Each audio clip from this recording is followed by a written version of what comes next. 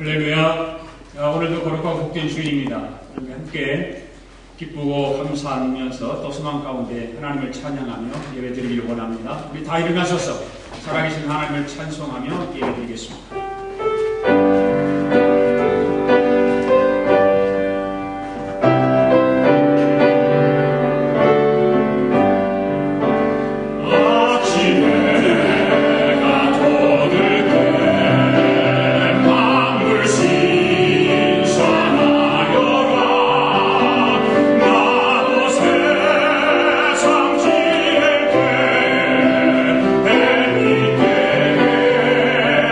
So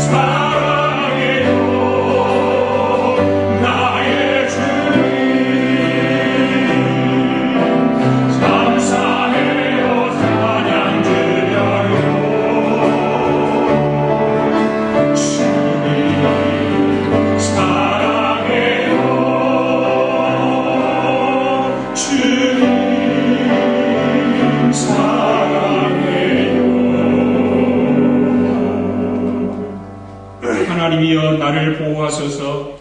내가 주께 피하나이다. 내가 여호와께 아뢰되 주는 나의 주시오니 주밖에는 나의 복이 없다 하였나이다. 땅에 있는 성도는 존귀한 자니 나의 모든 즐거움이 저희에게 있도다. 아멘. 오늘도 살아계셔서 우리의 삶을 주관하시는 전능하신 하나님 아버지, 은혜와 사랑을 감사드립니다. 오늘도 거룩하고 복된 주일을 우리에게 주시고 구원받은 자들로 하여금 살아계신 하나님 아버지께 찬송과 영광을 올려드릴 수 있도록 주의 전으로 인도해 주시는 것을 감사드립니다. 한 주간도 여러 가지 일들이 우리 앞에 있었으나 죄 짓지 않고 주님께서 주신 은혜를 따라 살아가게 하시는 것을 감사드립니다. 오늘도 사랑하는 성도들과 드리는 예배가 살아있는 영광의 예배가 되도록 성령님께서 인도하여 주옵소서. 악한 영들이 조금도 예배를 방해하지 않도록 지켜주시고 온전한 예배를 드릴 수 있도록 성령님께서 강하게 붙잡아 주옵소서. 감사드리며 예수님의 이름으로 기원하옵나이다. 아멘.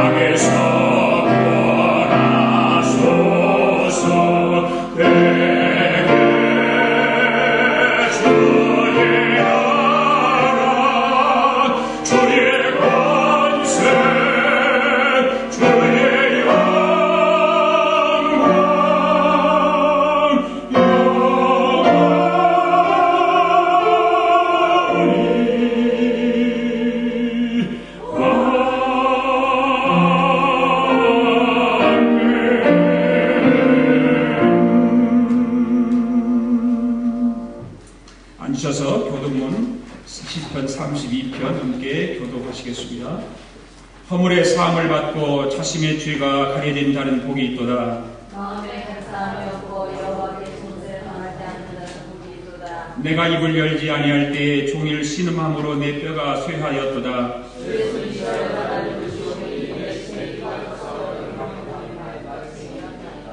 주께 내 죄를 아뢰고 내 죄악을 숨기지 아니하였더니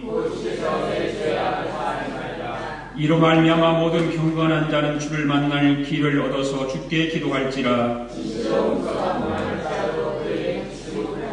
주는 나의 은신처이오니 환난에서 나를 보호하시고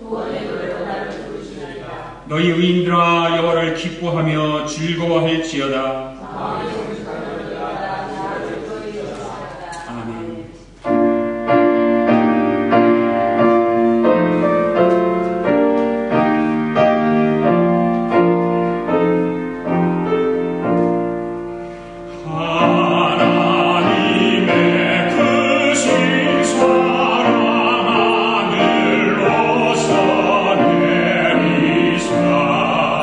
우리 맘에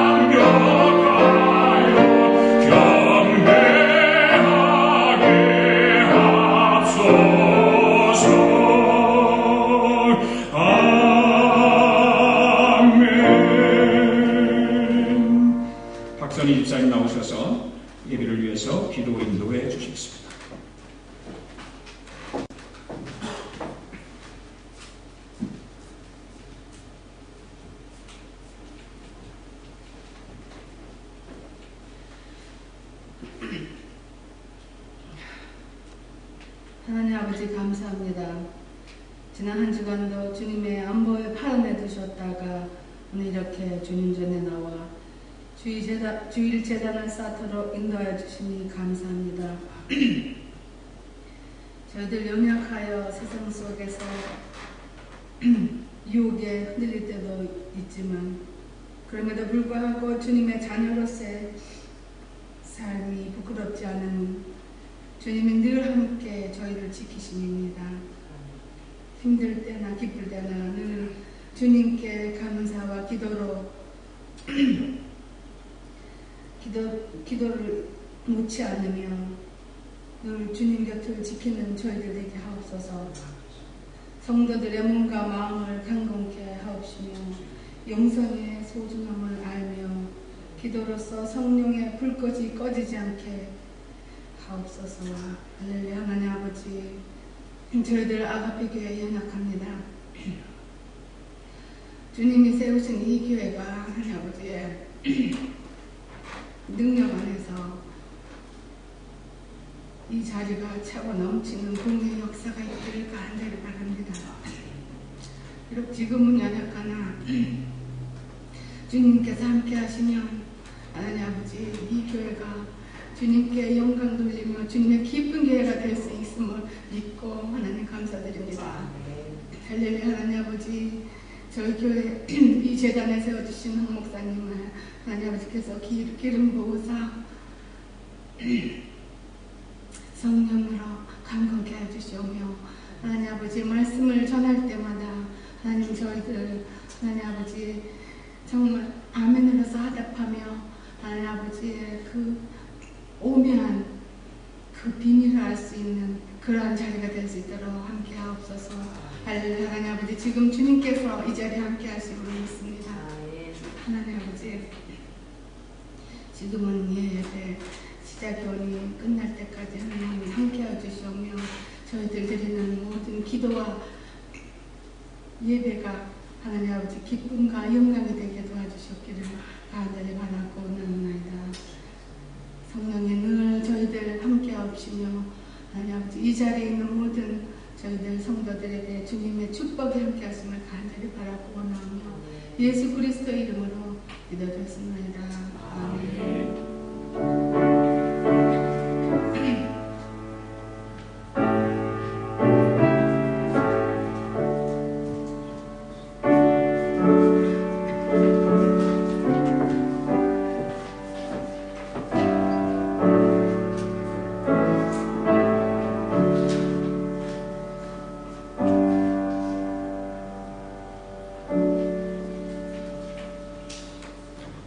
교회 소식란을 잘 참고해 주시기 바랍니다. 오늘은 공동체에 있는 주일입니다. 예배를 마치고 바로 신혼 살림을 차린 우리 홍유아 형제 가정에 가서 공동체 모임을 갖도록 합니다. 집들이김에서 공동체 모임을 갖습니다. 그래서 친교는 바로 홍유아 형제 집에 가서 그렇게 하도록 하겠습니다. 6월 마지막 주일입니다. 6월 한 달도 우리를 인도하시고 지켜주신 하나님께 감사하면서 6월 한 달 아무 사고 없이 마무리 잘 하시고 기도로 승리하기를 바랍니다. 이광용 형, 우리 학생 형, 이원용 형제가 미국으로 유학을 왔습니다. 그래서 함께 이제 이곳 우리와 함께 신앙생활하고 공부할 텐데 여러분 기도해 주시고 또 모르는 거 있으면 많이 지도해 주셔서 이곳에 잘 정착해서 공부 잘 할 수 있도록 이렇게 도와주시기 바랍니다. 잠깐 일어나실래요? 네. 할렐루야. 감사합니다. 공부 열심히 하십시오. 공부하러 왔으니까 공부만 하시면 됩니다. 목요 찬양 예배, 토요 새벽 예배 꼭 드리시기 바라고. 우리 교회 헝가리 집시 선교사 박완주 강미영 엊그제 선교사님 만나서 우리 저녁을 같이 먹었는데 선교 보고를 우리 교회에서 와서는 미처 못 들었지만 제가 개인적으로 선교 보고를 듣고 여러 가지 계획들을 나누면서 함께 기도하고 헤어졌습니다. 기도에 계속해서 하고 그렇게 해줄 수 있기를 바랍니다. 전도하는 일 힘을 다하시고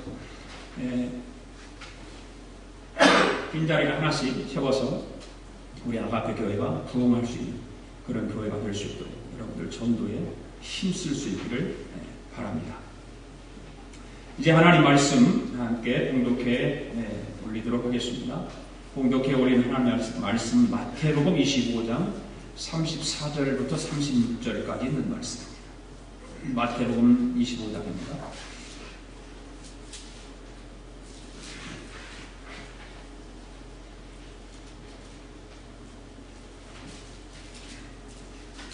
(34절) (35절) (36절) 세 절만 함께 이렇게 나누도록 하겠습니다. 다 찾으셨죠? 다 찾으셨으면 아멘. 네, 같이 읽습니다. 시작. 그때의 임금이 그 오른편에 있는 자들에게 이르시되 내 아버지께 복받을 자들이여 나와 창세로부터 너희를 위하여 예비된 나라를 상속하라. 내가 줄일 때에 너희가 먹을 것을 주었고 목마를 때에 마시게 하였고 나그네 되었을 때에 영접하였고 벗었을 때에 옷을 입혔고 병들었을 때 돌아보았고 목에 갇혔을 때에 와서 보았느니라. 아멘. 우리는 지난 주일부터 우리 조국의 신앙의 선진들의 그 신앙을 돌아보면서 우리도 우리의 신앙의 선배들처럼 사명을 잘 감당하면서 어떤 일이 우리 앞에 있다 할지라도 내가 가진 신앙이 흔들리지 않고 또 견고하게 세워가는 계기가 되기를 소망하면서 말씀을 드립니다.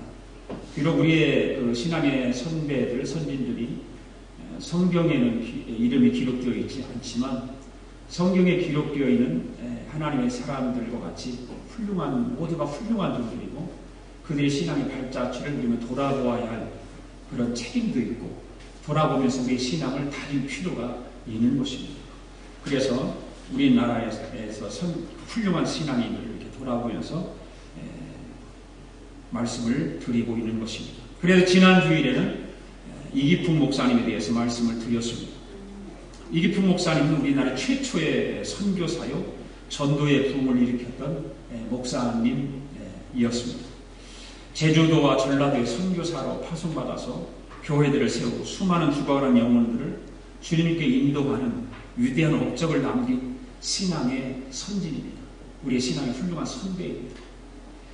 이런 분들이 한국교회의 지도자들이고 한국교회의 빛이요 한국교회의 스승들이라고 선생들이라고 하는 것입니다. 바로 한국교회를 살리신 분들이고 민족을 살리신 분들이기도 합니다. 이런 분들 때문에 한국교회가 지금도 살아있습니다. 지금도 하나님의 큰 일을 감당하는데 이들이 없었다면 한국교회는 신앙인으로서 또 교회 기독교가 성장하지 못했을지도 모릅니다. 또 여러 사람들이 있죠. 길선주 목사님, 또 손양원 목사님, 주기철 목사님, 이런 분들이 한국교회에 정말 훌륭한 그 신앙인으로서 밑거름이 되지 않았더라면 한국교회가 지금같이 그렇게 훌륭하게 성장되었을까라고 하는 것을 생각해 봅니다. 지금은 일반 사회가 한국교회를 향해서 돌팔매질을 하는데 또 그 가운데 목사님은 아니지만 장기려 박사님 같은 분, 이런 분들은 정말 훌륭한 분들이라고 하는 것입니다. 아무도 큰 소리로 비난을 못해서도 독재 정권 앞에서 정말 그분이 조금 이상한 말을 해도 아무 이야기를 못했다고 하는 것이죠. 사랑의 사람이었기 때문에 예수님 같은 사람이었기 때문에 1995년 12월 25일 새벽 그분이 죽었을 때 모든 한국의 언론들이 한국의 작은 예수가 죽었다라고 보도할 정도로 전 평신도로서 장기려 박사 같은 분은 정말 예수님의 사랑을 가지고 독재 정권을 향해서 쓴소리를 하고 바른 이야기를 했던 사람 가운데 한 사람이면서 그분 때문에 한국교회가 부흥도 하고 지금도 살아있다라고 하는 것입니다. 저는 오늘 아침에는 우리나라에 너무 잘 알려진 손양원 목사님의 삶과 죽음을 뒤돌아보면서 은혜를 받기를 원합니다. 여러분들이 손양원 목사님은 영화로도 보았을 것이고 또 책도 읽었을 것이고 그랬을 것입니다. 손양원 목사님과 사모님은 한국의 폴리캅이요 한국의 프랜시스와 같은 분입니다. 성 프랜시스, 폴리캅 신약시대에 때 있던 그 신약시대 지도자들 가운데 한 사람인데 폴리캅이라는 사람, 성 프랜시스와 같은 분이 바로 손양원 목사님과 사모님입니다. 그분은 한국교회를 위해서 바쳐진 순교의 제물이 되었고 한국 땅에 던져진 십자가 사랑의 원자탄이 되었던 것입니다. 그래서 사랑의 원자탄 그러면 손양원 목사님, 사랑입니다. 이기풍 목사님과 주기철 목사님 남북 화해의 사자였다면 손양원 목사님은 동서 화해를 이룬 그런 목사님이기도 합니다. 이기풍 목사님은 평양 사람으로서 전라도에 가서 죽었고 주기철 목사님은 경상도 사람으로 평양에 가서 죽었는데 손양원 목사님은 경상도 사람으로 전라도에 가서 죽은 사람입니다. 그래 우리나라 기독교 소창리는 이렇게 경상도 사람, 전라도 사람 이런 지역 감정이 없었던 것이죠. 손양원 목사님은 공산당도 사랑했고 두 아들을 죽인 원수도 사랑했고 버림받은 나환자들을 누구보다도 사랑했던 사람이 바로 손양원 목사입니다. 우리도 같은 예수를 믿는다고 하는데 왜 우리는 이다지도 서로를 미워하고 서로를 대적하고 그렇게 있는지 모릅니다. 모르겠어요. 너무 우리는 이기적으로 사는 사람이 아닐까. 예수 믿는 사람으로서 기독교인으로서 살아가는 일에 있어서 우리는 너무나도 그렇게 적대하고 서로를 미워하고 이기적으로 살아가는 것입니다. 우리나라의 최근에 살아계셨을 때에 우리나라 기독교 훌륭한 업적을 남겼던 돌아가신 한경직 목사님은 1999년, 92년 4월 29일 베를린에서 템플상을 수상했잖아요. 템플상을 수상할 때 그가 수상 연설 자리에서 이런 말을 했어요. 인간의 삶을 지탱해주는 세 다리가 있는데 그것은 믿음과 소망과 사랑이다. 그 이야기를 하면서 손양원 목사님이 원수를 사랑했던 이야기를 하고 있습니다. 원수를 사랑하는 것이 어떤 것입니까? 그래서 우리는 지금도 여수교회 옆에 새 무덤을 가지고 있습니다. 손 목사는 세계가 필요로 하는 사랑의 본보기를 손수 보여준 것입니다. 이러한 사랑이 세계의 평화를 가져다 줄 수 있다라고 한경직 목사님이 템플상 수상하는 자리에서 이 손양원 목사님을 이야기를 한 것입니다. 이제 손양원 목사님의 삶과 죽음을 우리가 나눠서 말씀을 한번 생각해 보고자 하는 것입니다. 성경에 기록한 인물은 아닙니다. 그러나 그는 성경에 기록된 하나님의 말씀을 붙들고 평생을 생명을 바쳐서 살았던 사람이기 그가 하나님의 말씀을 붙들고 어떻게 생을 살았는가 어떤 삶을 살았기에 그렇게 우리에게 신앙의 업적을 남긴 그런 목사님이라고 하는 것입니다. 손양원 목사님은 어떤 사람 살았을까? 첫째, 손양원 목사님은 믿음의 사람이었습니다. 성경에는 수많은 믿음의 사람들이 많이 있습니다. 그러나 손양원 목사님도 만약 예수님 당시에 살았던 사람이라면 성경에 어쩌면 기록이 올라갈 수도 있을 거예요. 1902년 한경리 목사님과 유관순 열사가 태어난 해인이라고 하는 곳에서 1902년 6월 3일 날 함양군 칠원면에서 손종일 씨와 김은수 씨의 장남으로 태어납니다. 손양원은 믿음의 유산을 아버지로부터 물려받습니다. 굉장히 큰 축복을 받고 살아가는 것이죠. 믿음의 유산을 받고 살아가는 것. 여러분들 가운데도 부모의 믿음의 유산을 신앙 유산을 받다 이렇게 신앙생활을 하는 분도 있을 것이고 또 여러분들이 자녀들에게 신앙의 유산을 넘겨줘서 자녀들이 신앙생활 잘하는 모습을 보면 기쁨이 있을 것입니다. 가장 귀한 유산은 어떤 유산일까? 재물일까요? 우리 한국 사람들은 특히 그런 걸 좋아해요. 재산을 넘겨주는, 유산으로 넘겨주는 그런 풍습이 우리는 한국 사람들이 많이 있는. 지금 많이 바뀌어지는 것 같아요. 한국에도. 기부 문화가 많이 바뀌어서 이제는 죽을 때 되면 나라에다가 학교에다가 기부를 하고 자녀들에게 물려주지 않는 그런 사람들이 가끔 생기더라고요. 우리는 어떤 재물의 유산을 물려주는 것이 아니라 신앙의 유산을 물려줘야 될 줄로 믿습니다. 이 손양원 목사님 아버지 손종일 씨는 1908년경에 이웃에 사는 형님뻘 되는 사람으로부터 전도를 받아서 예수를 믿습니다. 그래서 상투를 다 잘라버리고 술도 끊고 담배도 끊고 밤새워서 성경을 읽고 만나는 사람에게 그래 전도를 하기 시작합니다. 설날 아침에 문중의 일가가 다 모여서 조상부에 절하는 도중에 그냥 그거는 잘못된 거라고 하는 걸 성경 읽어보니까 잘못되었다라는 걸 알기에 그냥 그 제사상을 다 뒤집어 엎어버리기까지 하는 거예요. 그래서 가족들을 전도해서 예수 믿게 한 후에는 매일 아침에 교회에 가서 새벽 기도를 드리고 또 집회에서는 가정예배를 드렸고 11조와 주일 성수를 철저히 했고 그래서 이 손종일 씨는 장로로 살아갑니다. 부인 김은수 씨는 집사로 칠원교회를 열심히 섬기면서 살아가게 되는 것입니다. 그래서 한 번은 칠원교회에서 길선준 목사님을 모시고 부흥회를 하는데 은혜를 받는 이 손장로는 집에 돌아와서 기뻐하면서 아내에게 논 5마디가 있는데 그 논 5마디 중에 내가 은혜 받고 3마디를 하나님 앞에 바쳤다라고 이야기해요. 그런데 그 손장로님의 부인 그 집사님께서는 뭐라고 하냐면 기왕에 은혜 받았으면 5마디 가운데 3마디만 바치냐 2마디도 마저 바칩시다 그래가지고 5마디는 다 하나님 앞에 바쳐버리는 것입니다. 손장로는 자녀들에게 논밭이나 재물보다는 믿음의 유산을 물려주기를 원했기에 자기가 가지고 있는 재산을 다 하나님 앞에 드렸다라고 하는 것입니다. 그래서 후에 그의 3 아들은 모두가 목사가 되었고 2명의 손자는 순교자가 되었고 2명의 손자가 목사가 되었다고 하는 것입니다. 그래서 큰아들이었던 손양화는 어려서부터 부모를 따라다니면서 새벽기도에 다니고 신앙생활을 정말 열심히 잘합니다.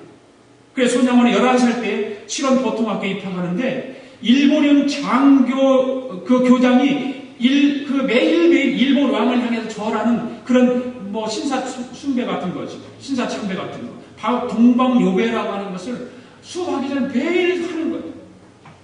그러나 이 손양화는 절하지 않습니다. 그러니까 어느 날 그것을 거부하니까 교장으로부터 뺨을 맞고 코피를 흘리면서 집으로 돌아왔는데 그때 아버지인 손종일 장로께서 그 아들을 향해서 격려해 줍니다. 어떻게 격려해 주냐면 이렇게 격려를 합니다. 주님, 이 부족한 것에 미천한 아들에게 이런 시련을 주시니 감사합니다. 쇠는 두드릴수록 강해진다고 했는데 앞으로 더 큰 일에 사용하시기 위해서 제 아들을 더 큰 망치로 더 강한 힘으로 두들겨 주십시오라고 격려를 해요. 맞고 온 아들에게 어떤 부모가 이런 걸 할 수 있겠어요? 코피를 질질 흘리고 온 아들에게 이런 격려의 말을 해주는 것입니다. 그래서 손양호는 아버지의 그 기도를 들으면서 하나님을 바로 섬기기 위해서라면 내가 끝까지 학교 안 다녀도 그만이라고 생각을 하고 신앙을 고수하고 믿음 생활을 고수하는 것입니다. 그래서 손양호는 그 신사참배 동방요배라고 하는 것을 거부하는 것은 물론이거니와 주님을 위해서라면 주일 성수를 위해서라면 학교에 가는 것을 거부하고 학교에서 벌을 받고 했다는 거죠. 그렇다고 학교 가지 말라는 소리는 아니에요. 그래도 고학을 하면서 주일 성수를 엄격하게 합니다.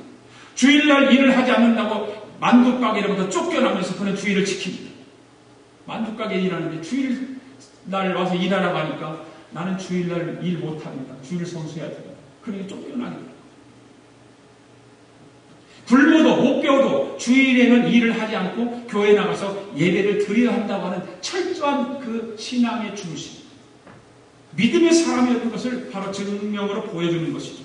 그는 어릴 때부터 11조 생활을 철저하게 잘합니다.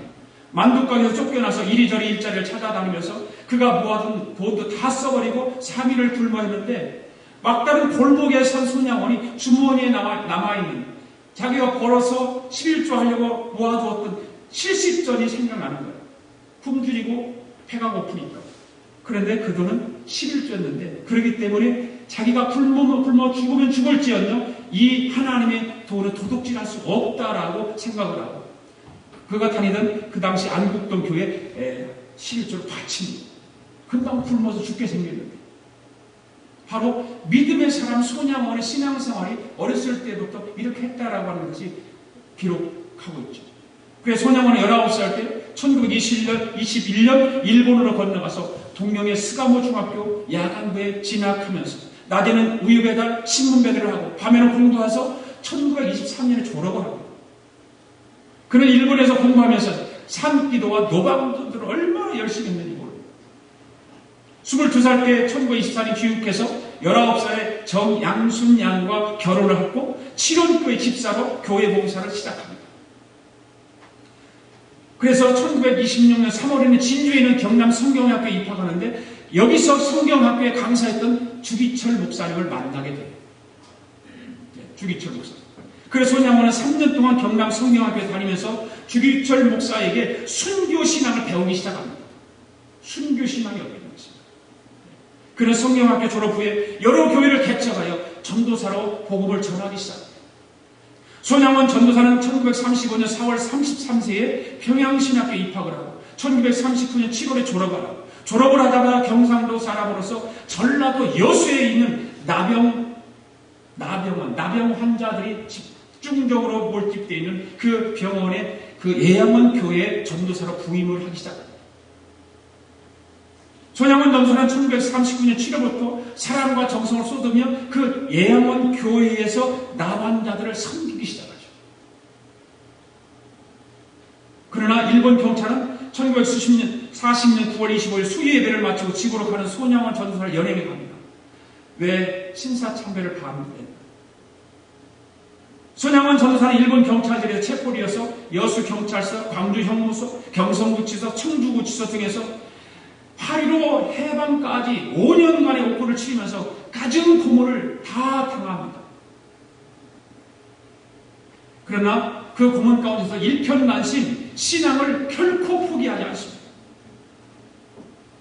손양원 전도사가 하나님을 향한 순비적 신앙을 가지게 되는데는 바로 그 부인 정양순 사모의 기도가 격려가 큰 역할을 했다라고 이야기합니다. 이 정양순 사모는 남편에게는 위대한 신앙의 아내였고 자녀에게는 위대한 신앙의 어머니였습니다. 그래서 여수경찰서에 수감된 지 10개월 후에 손양원 전도사는 광주 형무소로 이송되는데 이송되던 날 정양순 사모가 자녀들을 데리고 여수경찰서 앞에서 잠시 남편을 만납니다. 그 짧은 만남의 순간 정양순 사모는 남편의 신앙을 격려하는데 단 한마디의 말을 덜했을 뿐이지 다른 말 안 해요. 어떻게 있습니까? 괜찮습니까? 여기 있을만 합니까? 건강은 어떻습니까? 그런 말 전혀 물어보지 않습니다. 그의 딸 손동희 권사는 그 당시의 상황을 이렇게 기록해 놓았습니다. 남편을 향해서 아내가 어디로 가십니까? 광주로. 채 대답을 다 듣지도 않고 어머니는 숨겨가지고 온 성경책을 펼쳐졌다. 반갑다고 인사나 나누고 안부나 물을 때가 아니라는 생각에 어머니의 마음은 조급하기만 했던 것 같다. 어머니는 성경 한 구절을 손으로 가리키며 울음 섞인 목소리로 속삭였다. 여보, 여기 이 말 아시지요? 신사참배에 응하면 내 남편 될 자격이 없습니다. 영혼 구원도 못 받습니다. 염려 마고 걱정 말고 기도나 해주고요. 형사가 걸어와 아버지를 데리고 갔다. 잠깐 동안의 상면 그리고 또 다시 긴 이별. 아버지는 광주로 가는 기차에 올랐다. 그때 어머니가 펼쳐보인 말씀은 요한계시록 2장 10절에 있다. 내가 죽도록 충성하라. 그리하면 내가 생명의 멸류관을 내게 주리라. 그때는 내 나이가 어렸고 생각이 짧아서 그 상황의 의미를 확실하게 깨달을 수 없었지만 어른이 되어 그때 일을 찬찬히 뒤집어 볼 때마다 어머니에 대한 존경심이 절로 들곤 한다. 어머니는 보통 어머니들처럼 남편의 육신의 삶을 염려하지 않았다. 어머니가 가장 많이 걱정하는 것은 아버지가 당할 고초가 아니라 혹시 아버지가 마음이 약해져서 우상 숭배하는 죄를 범하게 되지는 않을까 하는 것이었다라고 딸이 이런 글을 남겨놓은 거예요. 손양원 목사도 후에 그 사실을 자녀들에게 이렇게 증언하고 있습니다. 네 어머니 신앙이 오늘날 나를 잊게 했단다. 감옥에 있을 때도 네 어머니가 신앙의 보조를 맞춰줬기 때문에 이기고 돌아올 수 있었던 거야. 신앙도 손발이 맞고 호흡이 맞아야 함께 정진할 수 있는 거지. 혼자서는 안 된단다. 아무리 대학 10군데 나면 뭐해? 믿음이 중요한 거야. 바로 자녀들이 어느 날에 이렇게 들려줬다고 하는 것이죠. 손양원 전도사가 감옥에 있던 1945년 4월 13일 부친 손정일 장로가 별세했다는 소식을 듣고 불효자식이라면서 통곡을 합니다. 평생 존경했던 주규철 목사와 최봉석 목사와 박관주 장로가 숨겼다는 소식을 듣고 통곡하면서 이렇게 기도합니다. 주님, 이 부족한 종도 신앙의 진리를 굳게 지켜서 그들의 뒤를 따라서 순교할 수 있는 믿음을 달라라고. 나도 저들과 함께 순교의 신앙을 가질 수 있게 해달라고 하나님 앞에 엎드려서 기도했다라고 하는 것이죠. 1945년 8월 15일 해방이 되어서 이틀 뒤 17일 청주교회에서 손양원 전도사가 석방되어서 예완교로 돌아왔을 때 1천여 명의 나환자들이 나와 뛰쳐나와서 손양원 전도사를 붙들고 눈물을 흘리면서 환영합니다. 그러나 그로부터 5년 뒤 1950년 9월 28일 손양원 목사는 공산군들에 끌려가며 갖은 고총을 당하다가 여수 미평 과수원에서 총살을 당합니다. 결국 순교자의 반열에 들어갑니다. 손양원 목사는 죽도록 충성하며 믿음을 지킨 믿음의 사람이었던 것이죠. 우리는 성경의 수많은 믿음의 사람들도 이와 같이 정말 예수 그리스도의 복음을 위해서 순교한 사람들이 얼마나 많습니까? 그러나 현재를 살아가는 우리들에게도 이렇게 훌륭한 우리의 신앙의 선배가 있다라고 하는 것 얼마나 기쁨입니까? 자부심이 있지 않습니까? 우리 신앙의 선배들이 이런 그 믿음을 굳게 지켜서 순교하기까지 자기 신앙에 조금도 굴하지 않고 타협하지 않고 하나님께 주신 그 신앙으로 승리하며 믿음을 지켰다는 것이죠. 그래서 손양원 목사님은 믿음의 사람이었습니다. 그 다음에 두 번째는 손양원 목사님은 어떤 사람이었습니까? 바로 사랑의 사람이었습니다. 사랑의 사람. 손양원 목사의 믿음은 바로 사랑으로 나타났어요. 믿음을 가지고 있는데 그 믿음이 있었는데 순교의 신앙과 그 믿음이 있었는데 그것을 어떻게 나타냈을까? 사랑으로 나타냈다. 그의 믿음은 남 혼자 사랑과 원수를 사랑한 사랑으로 나타납니다. 우리 영화를 보아서도 알고 책을 읽어서도 압니다. 여수 예양원교회 손양원 목사는 예양원과는 아무런 관계가 없지만 결과적으로는 그 예양원과 뗄 수 없는, 뗄래야 뗄 수 없는 그런 관계, 밀접한 관계를 가지게 되었던 것이죠. 바로 그 예양원은 윌슨 박사라고 하는 분이 1909년 설립한 남환자들을 위해서 지은 병원이거든. 근데 그 안에 교회가 설립하고 그 교회를 섬기는 일만 하는 것입니다. 그래서 손양원 전도사는 1945년 8월 해방 후에 다시 예양원 교회로 돌아와 그의 남은 생애를 예양원 남환자들과 동고동락을 하면서 그들에게 모든 정성과 사랑을 쏟아붓기 시작합니다. 졸업 후에 옥에서 나와서 1946년 3월에 비로소 경남도에서 목사 안수를 받습니다. 한 번은 박옥선이라고 하는 그 여환자가 발밑에 난 종기 때문에 다리를 절단해야 할 만큼 심각한 상태에 빠졌습니다. 아마 여기 사진 한 장 올려놨는데 사진이 아니라 그 그림을 해서 그려놓은 거예요. 그 사진은 남아있지 않아서 그 내용만 그가 그림을 그려놓은 거예요. 송 목사는 입으로 그 악취나는 피고름을 빨아냅니다. 이거 누가 할 수 있을까요? 아무나 할 수 없는 거죠. 남환자의 발에서 지금 심각한 종기 때문에 절단해야 할 만큼 심각한데 그 피고름을 빨아내야만이 절단하지 않을 수 있다라고 하는 확신을 가지고 그 발을 붙들고 입으로 빨기 시작합니다. 왜 그랬을까요? 나그네 그 환부에는 사람이 침이 좋대요. 우리도 상처가 나고 가려우면 침을 발라서 이렇게 바르잖아요. 그 사람의 침이 그렇게 좋다고 합니다. 그래서 이 손양원 목사님은 그 여인의 발을 붙들고 빨기 시작합니다. 이 손양원 목사는 남환자들에게 모든 사랑과 정성을 다 쏟아부은 한국의 프랜시스와 같은 그런 거죠. 그에 따라 이렇게 기록하고 있습니다. 아버지는 이들을 너무나 사랑했다. 아버지는 분명 우리 남매의 아버지인데 내가 볼 때 남환자들의 아버지인 것만 같아 보였다. 아버지는 병든 육신이열전정 저 바깥에 풀이부동한 자들보다 몇 배 순수한 영혼의 소유자들이라 하며 그들의 정신적 상처를 아물게 하는데 최선을 다하였다. 다음과 같은 아버지의 노래도 그런 심정의 한 표현이다. 그 손양원 목사님이 늘 중얼거렸던 그런 노랫말이었는 것 같아요. 주여 예양원을 사랑하게 하여 주시옵소서. 주여 나로 하여금 예양원을 참으로 사랑할 수 있는 사랑을 주시옵소서. 주께서 이들을 사랑하신 같은 사랑을 주시옵소서. 오 주여 나는 이들을 사랑하되 나의 부모와 형제와 처자보다 더 사랑하게 하여 주시옵소서. 차라리 내 몸이 저들과 같이 추한 지림에 빠질지라도 사랑하게 하여 주시옵소서. 주여 만약 저들이 나를 싫어하여 나를 배반할지라도 나는 여전히 저들을 참으로 사랑하여 종말까지 싫어버리지 않게 하여 주시옵소서.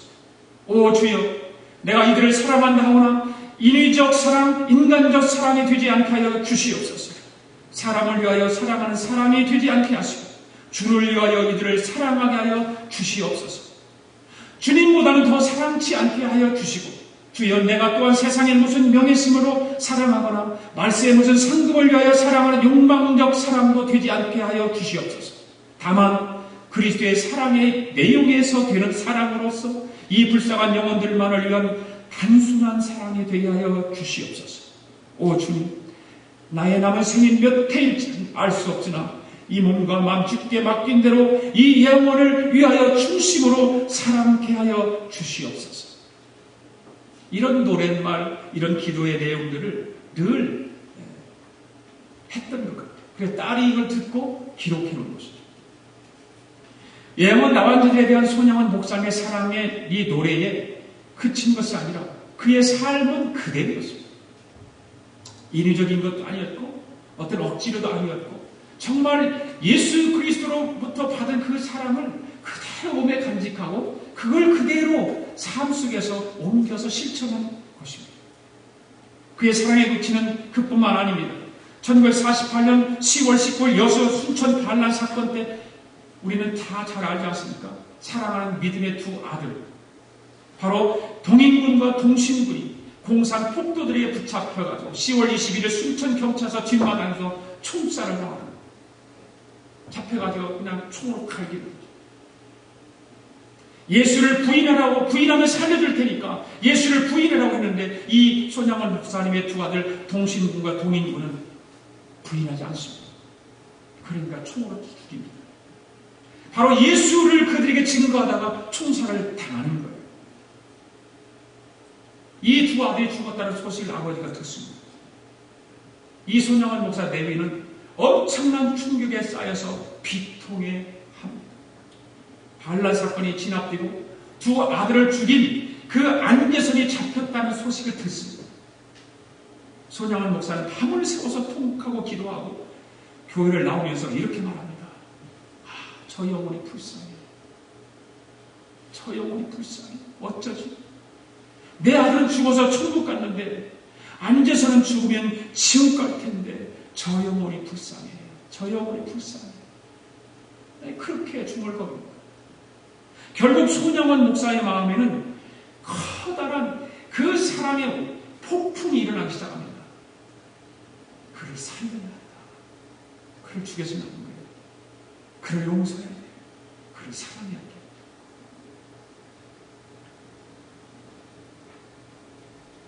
그래서 두 아들의 시체를 담은 그 관이 예양원 뜰에 도착했을 때 손양원 목사와 정양순 사모는 관 위에 엎드려서 울부짖기 시작해요. 정말 비통하며 울부짖기 시작합니다. 그런데 아들을 잃은 비통함이 그렇게 컸었는데도 불구하고 손양원 목사는 그 두 아들을 총살한 그 좌익 학생들을 용서하고 사랑하기로 결심을 합니다. 마음에 그렇게 결심합니다. 그래서 두 아들을 죽인 안재선이 체포되어서 총살을 당하게 되었다는 소식을 듣고 이 손 목사는 계엄사령관에게 딸을 보내어서 그를 사면할 것을 간청을 합니다. 그를 양자로 삼아서 교육시키겠다고 약속을 합니다. 그런데 손양원 목사는 딸을 시키는데 딸이 안 가는 거예요. 생각해보세요.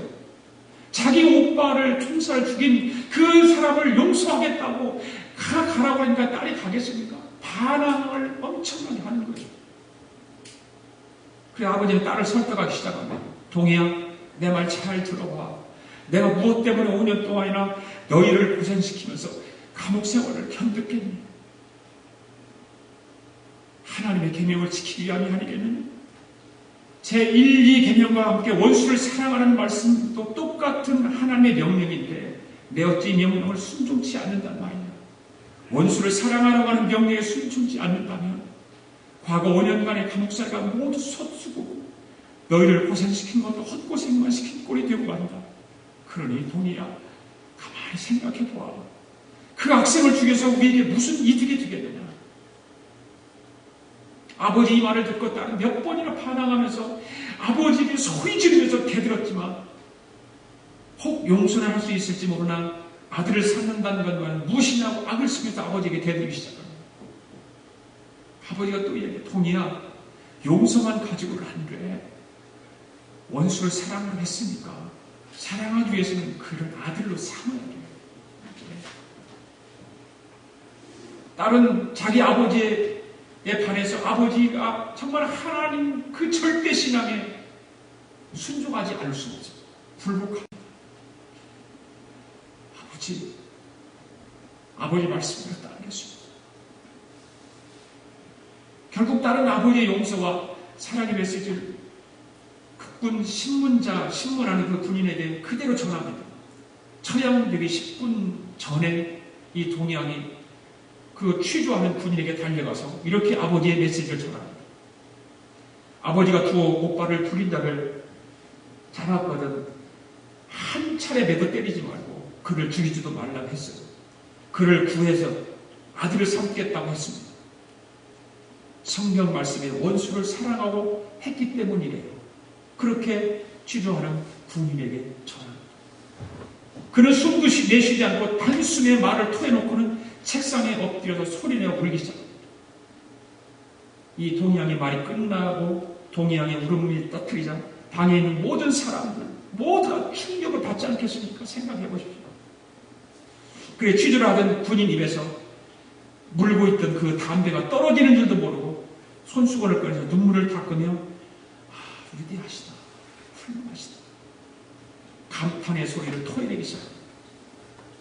그 광경을 보고 사형틀에 매여있는 그 광경을 보았던 안재선까지도 고개를 숙인 채 흐릿뛰어 울기 시작합니다.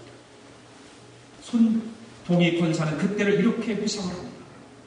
이 광경이야말로 오늘까지 내 눈앞에 잊혀지지 않는 역사적인 장면의 한 통이다.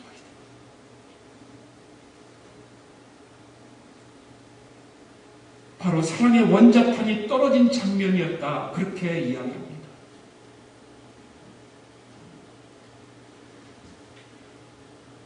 그래서 안재선을 사랑합니다. 안재선은 석방이 됩니다. 손 목사는 그를 자기의 양아들로 삼아서 부산 고려 성경고등학교를 보냅니다. 1950년 10월 13일 예양원에서 손양원 목사 연결신이 거역되었을 때에 옷을 찢으며 통곡하는 1천여 명의 예양원 식구들 중 더욱더 슬피 통곡하는 이가 있었는데 바로 양아들을 삼았던 안재선이었습니다.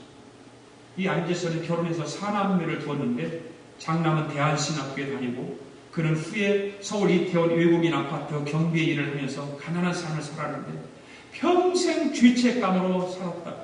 평생 죄책감. 그래 1979년 12월에 암으로 세상을 떠났다. 그런 세상을 떠나기 보름 전에 손동희 씨를 찾아가지요. 자기 양 동생이죠. 두 사람은 손을 잡고 울면서 이야기합니다. 이젠 이런 것처럼 다 슬픔도 미움도 꿈에 본 듯 잊어버리는 순간이었다. 이렇게 이야기합니다. 나는 그의 옷자락을 붙들고 우리는 목을와 소리 높여 울었다. 한이라도 풀듯이 미움이 애처로움으로 변하는 순간이었다. 그는 떠나면서 여전히 울음 섞인 음성으로 나에게 자기의 진실을 말했다. 동희야, 나 지금 집으로 돌아가면 곧 하늘나라로 간다. 내가 죽어서 천당에 가면 내 두 오빠에게 무릎 꿇고 사죄하려니라. 이렇게 얘기해요. 그 말을 남기고 내 곁을 떠난 그는 정확히 보름 만에 세상을 떠났다. 아마 지금쯤 저 천국에서 내 어머니, 아버지 그리고 두 오빠와 재선 오빠가 손에 손을 잡고 이 시간 집필하는 내 모습을 지켜보며 우리 여호와 하나님을 영원히 찬양하고 있을 것이다. 라고 이 손동희 권사가 집필하고 있는 것입니다. 또한 손양원 목사는 6.25 전쟁이 일어나자 선교사들이 1950년 7월경 손 목사님과 가족이 피난을 갈 수 있도록 대안청을 마련했는데 이 손 목사님의 집을 다 실어놨습니다. 부흥집회 돌아와 손 목사가 사실을 알고 자기는 피난을 갈 수가 없다는 거예요. 식구들은 다 보내서 가려고 하는데 마지막까지 자기는 예양원에 남겠다는 거죠. 그런데 식구들이 목사님을 따라서 다시 예양원에 남습니다. 다 그래서 짐을 내려놓습니다. 마지막까지 남은 자들을 위해서 그들이 함께 있었다고 하는 것이죠. 그 십자가를 통해서 얻은 사랑을 마지막까지 몸으로 실천했던 바로 사랑의 사도 손양원 목사죠. 손양원 목사는 사랑의 사도죠. 바로 믿음을 실천하는, 신앙을 실천하는, 사랑하는 그 사랑의 사도였다고 하는 것입니다. 마지막 세 번째 손양원 목사는 소망의 사람이었습니다. 손양원 목사의 삶은 천국과 종말 신앙에 의해서 지배된 소망의 삶이었습니다. 늘 소망 가운데 그 힘든 사랑을 실천하고 그 힘든 신앙을 지키기 위해서 정말 굴복하지 않고 소망을 바라보았던 것이죠. 가슴과 의지와 신선한 세상의 안일에 매지 않고 오직 천국과 그 내세에 붙잡혀서 살아가는 사람. 오늘 우리는 그렇게 살아가지 않을까요? 우리 신앙, 우리가 받았던 하나님으로부터 받은 그 신앙, 믿음, 사랑, 이런 것들이 이 현실에 우리가 안주하지 말고 우리는 우리 미래는 소망이 있지 않습니까? 그 소망을 바라보면서 늘 기쁘고 감사하며 살아가는 그런 사람들이 될 줄 믿습니다. 손양원 목사는 이 세상의 재물이나 평안이나 명예나 티끌만큼도 관심을 기울이지 않았던 그런 분이었습니다. 그는 가난을 애처로 삼고 고난을 선생으로 삼으며 천국을 바라보면서 하루하루를 살아갔던 사람.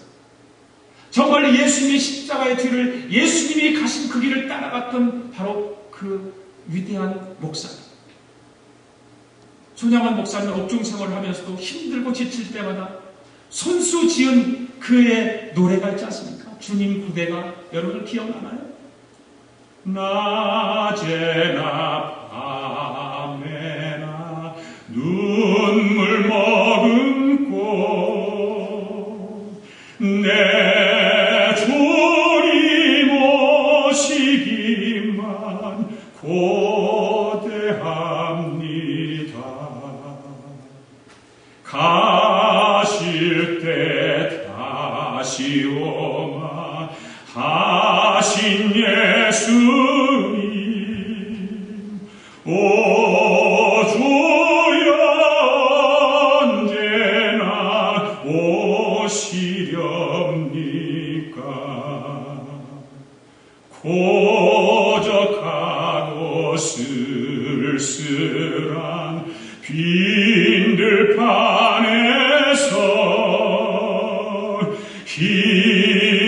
희미한 등불만 밝히어 놓고 오실 줄만 고대하고 기다리오리.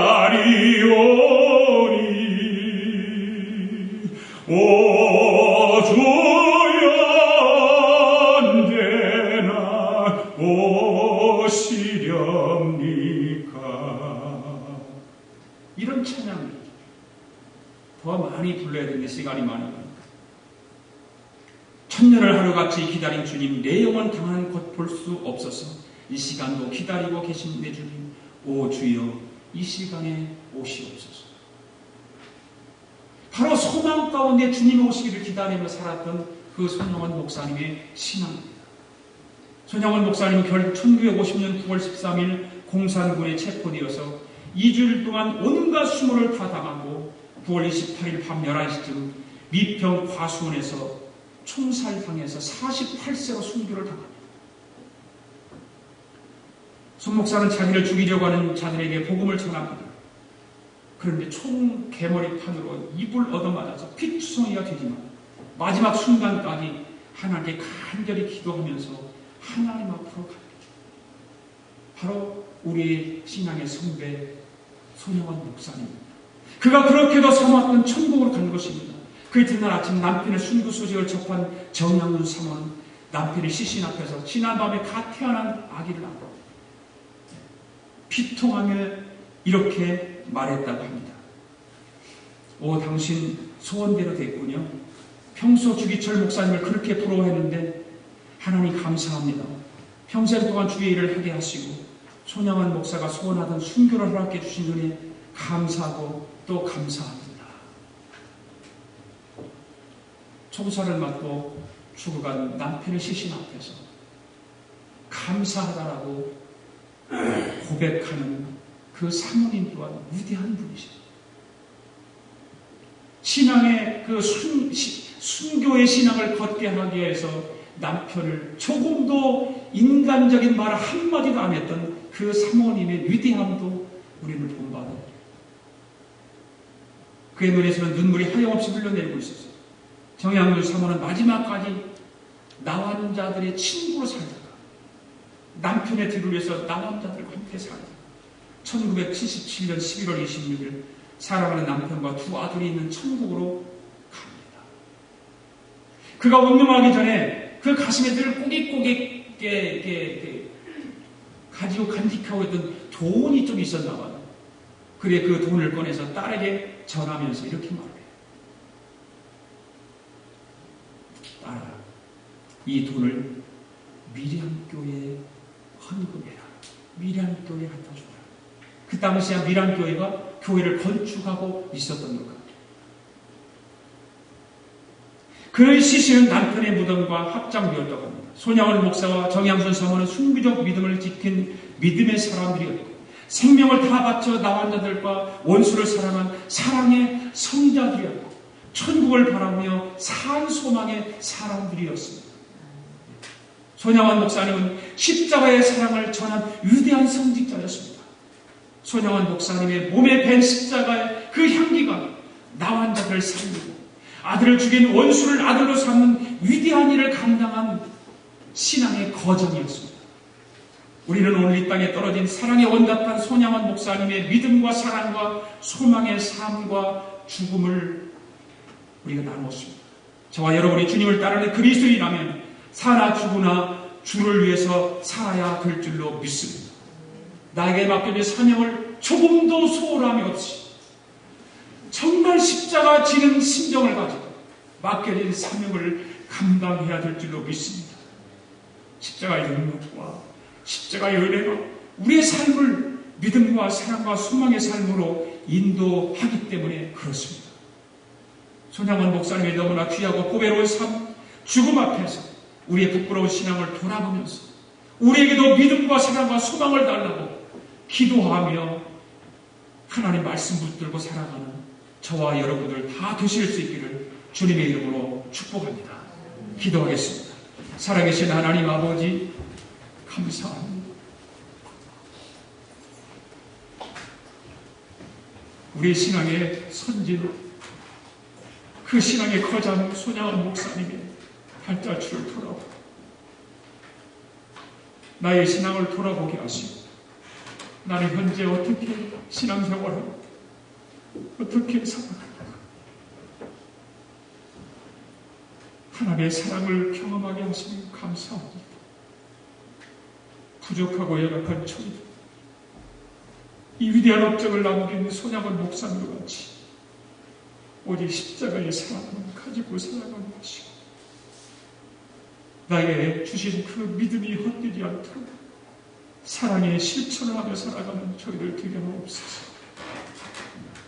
우리는 이 세상에 소망이 있는 것이 아니라 하늘의 소망이 있음을 고백합니다. 하늘의 소망을 두고 살아가는 저희들, 하나님께서 공의히 여겨주시고 그 소망을 잃지 않게 하여 주시옵소서. 소망을 포기하지 않게 하여 주시옵소서.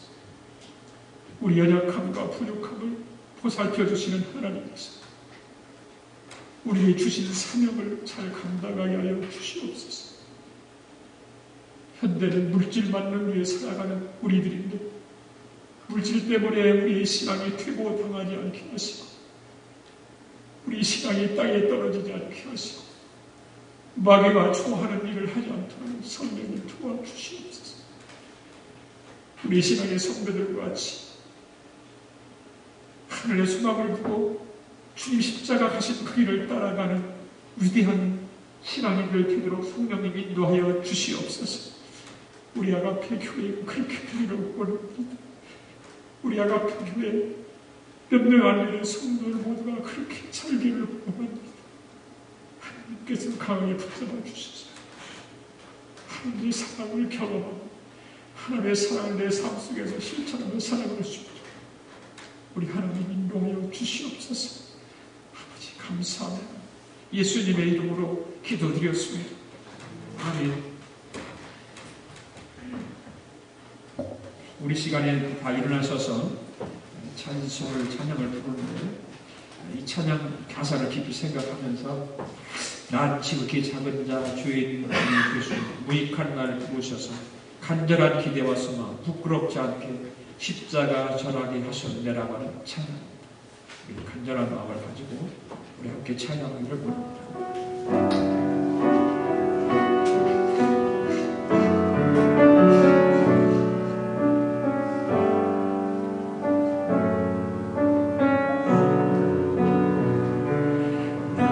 지극히 작은 자 죄인 중에 그리스도 무익한 나 부르셔서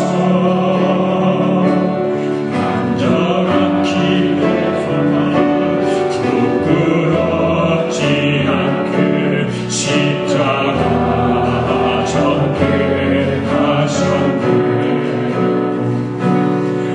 어디든지 가리라 주위에서 가며 나는 전하리 그 십자가 내 몸에 맨 십자가 그 보혈의 향기 온 세상 채울 때까지 살아도 주를 위해 죽어도 주를 위해 살아주라 난 주의 것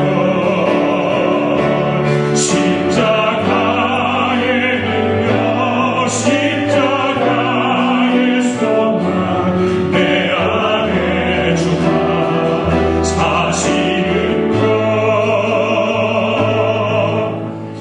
지극히 작은 자 죄인 중에 그리스도 무익한 나 부르셔서 간절한 기대와 소망 부끄럽지 않게 십자가 전개하시 어디든지 가리라 어디든지 가리라 주인의 서라며 나는 전하리 그 십자가 내 몸에 맨 십자가 그 보혈의 향기 온 세상 채울 때까지 아멘. 살아도 주를 위해 죽어도 주를 위해 살아주나 난 주의 것 십자가의 능력 십자가의 소망 내 안에 주가 사시는 것 난 지극히 작은 자 죄인 중에 그리스도 무익한 나 부르셔서 간절한 기대와 소망 부끄럽지 않게 십자가 전개하셔 살아도 주를 위하여 살아도 주를 위해 죽어도 주를 위해 살아주라 난 주의 것 십자가의 능력 십자가의 소망 내 안에 주가 하시는 것 살아도 주를 위해 죽어도 주를 위해 살아주나 난 주의 것 십자가의 능력 십자가의 소망 내 안에 주가 사시는 것 다시 한번 살아도 주를 위해 죽어도 주를 위해 살아주나 난 주의 것 십자가의 능력 십자가의 소망 내 안에 주가 사시는 것 난 지극히 작은 자 죄인 중에